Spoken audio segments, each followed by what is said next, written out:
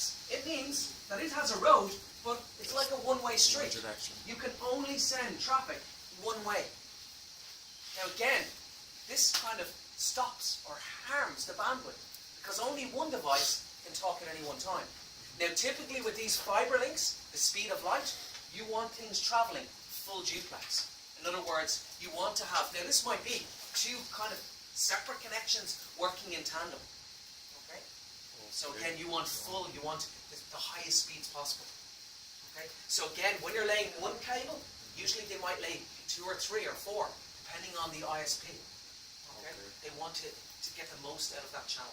They don't want to dig up the roads and then find 2 weeks later there's more demand.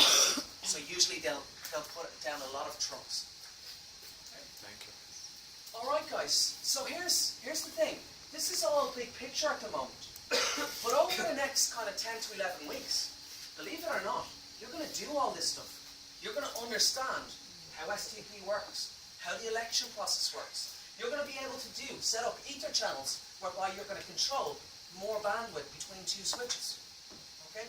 You're going to understand how I can segregate my network and achieve, perhaps, quality of service.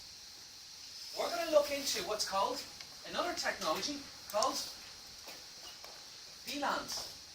VLANs. Now, this is something we touched on maybe in year 1, wasn't it? Yeah. Okay. What's a VLAN? Virtual networks. A virtual network. So what we're going to see is, we're going to be looking at how do we create virtual networks. And we're going to be doing that over the next number of weeks. But before we do an exercise, guys, I want to show you one last slide. Because here's what's happening in networks today. And this is what I mean by added complexity. Have a look at all the stuff going on there. Look at all these different devices. Look at all these different connections. What do you notice? What catches your eye there? What's e-commerce up the top? What could that be? Yeah, that's like online shopping, isn't it? So this might be servers down up here. This might be servers that everyone's accessing from the internet, all segregated off. And you see this kind of like bricks. This is like a firewalled off network, isolated. So in other words, people coming from the ISP, here's someone out in the World Wide Web, they type in an address, what happens? They come into your network and they get access to your web server that's serving. They've got a shopping trolley and they're ordering products from your store. They're coming over this ISP. This ISP goes down, what happens? All the traffic comes in ISP-B and it gets to your server farm. Okay? Over here we've got our own little devices. Here's our PCs, phones, mobiles connected to the access network, which goes up to the distribution where we have our rule sets. If we want to go out to, for example, the internet, we might go through our core and then out onto the internet over to our wide area networks. Maybe we have another site over here. Down below, you might see that there's other things like VPNs, virtual private networks. You might have contractors over on the internet that need access to certain servers. They need to come into your network, but you want to isolate them off your main local area network. So a lot of different customers that could be potentially accessing your network. This last one, don't see much of this anymore. A PSTN. Anyone remember that term? You might have heard me say that last year in mobile networking. Remember that? The public switch telephone network. Going over maybe an ADSL link. Remember asymmetric digital subscriber links? So again, this is a term that you might have people coming over those links. Okay? People working from at home need to access maybe servers. They need to access the network. They've got to come in over maybe one of these links. Okay? That kind of makes a little bit of sense. Yes? Yep. Okay, so what I'd like you to do now, guys, is there's another few slides. Have a read around that. Again, it's just going into what we've just talked about. Have a read through that. What I'd like you to do now is, how are we doing for time?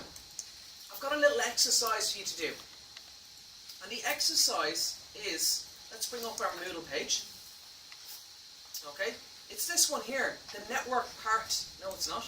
It's network by design activity. Let's have a look. So, what I'd like you to do, guys, is I'd like you to find out. Here's basically the brief.